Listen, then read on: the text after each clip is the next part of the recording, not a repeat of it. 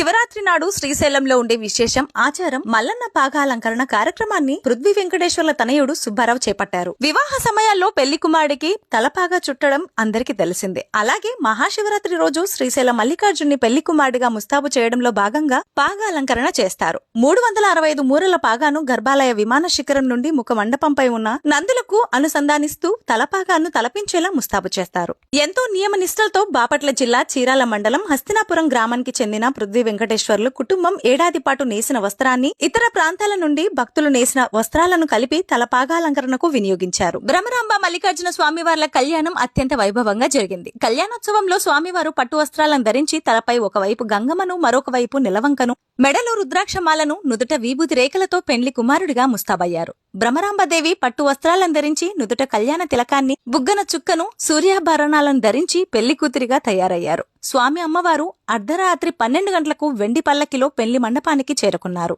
నుదుట బాసికం కట్టి తిలకం దిద్ది కస్తూరి జవ్వాజి సుగంధ పరిమళాలతో పెండ్లిపీటలపై ఆసీనులయ్యారు. మంగళ వాయిద్యాలు, వేద మంత్రాల నడుమ స్వామి అమ్మవార్ల కళ్యాణ మహోత్సవం చూసి భక్తులు పరవశించిపోయారు.